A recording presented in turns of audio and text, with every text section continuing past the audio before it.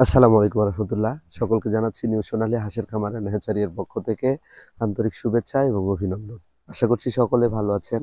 দর্শক, বেশ কিছুদিন আমি একটু অসুস্থ ছিলাম, আপনাদের হয়তো সেভাবে আপডেট দিতে পারিনি।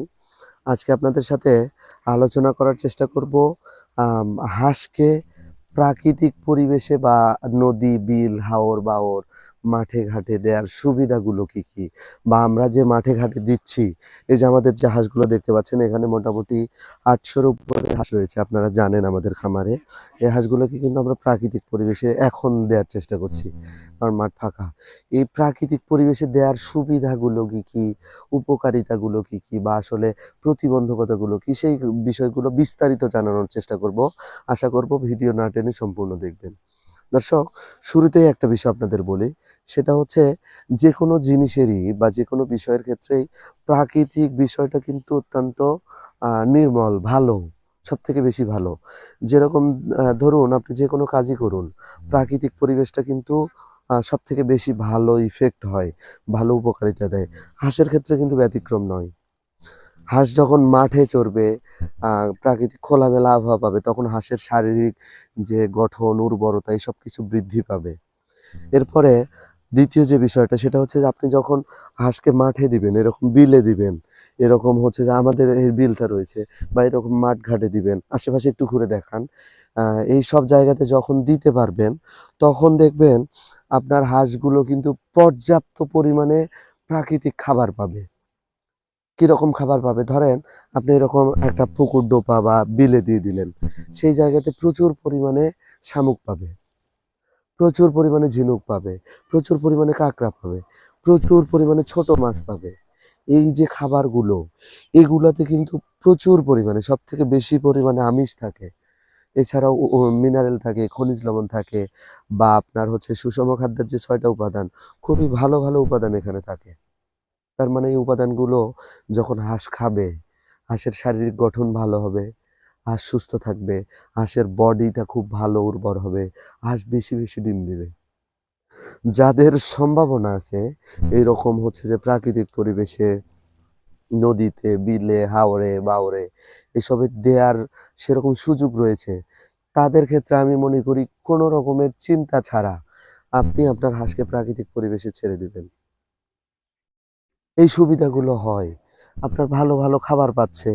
সেই খাবারগুলো যখন ধরেন আপনার 500 হাঁস রয়েছে মনে করেন। 500 হাঁসকে আপনি সারাদিন না দিলেন, দিনে 2 ঘন্টা আপনি মাঠে দিলেন, নদীতে দিলেন, বিলে দিলেন। এই 2 ঘন্টাতে যে খাবারটা খাবে, ওই খাবারটা তো আপনার আর লাগছে না। আপনার ধরেন 500 হাঁসের ক্ষেত্রে যদি আপনার মোটামুটি আ 50 কেজি খাবারের প্রয়োজন পড়ে সাপোজ, বা 75 কেজি খাবারের প্রয়োজন পড়ে, তাহলে আপনি 2 ঘন্টা মাঠে যদি খায়, 2 ঘন্টা মিনিমাম সবকিছু ফেলে দিলে 5 কেজি তো খাবার পাবে 500 হাঁস, সেটা পাবে না? এটা আপনি নিজে, নিজেই চিন্তা করে দেখুন। শুধু 5 কেজি পাবে কি? তার থেকে বেশি পাবে হয়তো। 10 কেজি পাবে বা 20 কেজি পাবে। ওই যে 20 কেজি খাবারটা যে খেলো, এটা কি কম লাগবে না? মনে রাখবেন, হাঁস যদি প্রপার খাবার পায়, সুষম খাবার পায়, তাহলে 130 থেকে 150 গ্রামের বেশি খাবার খাবে না। এটা আমাদের দীর্ঘদিনের অভিজ্ঞতায় বলছি। 150 গ্রামের 1 গ্রামও বেশি খাবার খাবে না। এক্সেপশন থাকতে পারে। আর আপনার যদি মাঠে আপনার যদি 50 গ্রাম খাবার পায়, সেটা আপনার জন্য বেনিফিটেড না? আপনি লাভবান বেশি হবেন না? অবশ্যই হবেন। আর প্রাকৃতিক পরিবেশের তো উপকারিতা অনেক। এখন আসি প্রতিবন্ধকতায়। অনেকে বলতে পারে, "ভাই শুধু আপনি উপকারিতাই দেখছেন, অপকারিতা নেই?" হ্যাঁ, অপকারিতাও রয়েছে কিছু, কিছু। যেমন ধরেন দেয়াটা। কারণ ১২ মাসই মাঠটা ফাঁকা থাকে না। আপনাদের যে মাঠটা দেখালাম, আমাদের কিন্তু প্রায় ১.৫ কিলোমিটার মতো পথ পাড়ি দিয়ে তারপরে বিলে আসতে হয়। সেক্ষেত্রে এই যে ১.৫ কিলোমিটার আসলাম, এই ১.৫ কিলোমিটার কিন্তু মানে মাঠ, অর্থাৎ ধানের ক্ষেত। এই ধানের ক্ষেত তো সবসময় ফাঁকা থাকে না। যখন ফাঁকা না থাকে তখন কিন্তু আপনারা মাঠে দিতে পারবেন না। এটা সবার ক্ষেত্রেই হয়, আমরা বুঝি। এটা একটা প্রতিবন্ধকতা।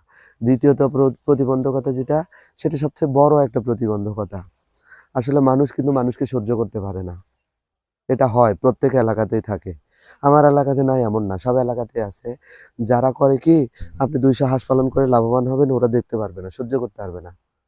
আপনি মাটি দিবেন, দেখবেন বিষ দিয়ে রাখছে, বা দেখবেন হচ্ছে যে একটা ক্ষতি করে ফেলছে।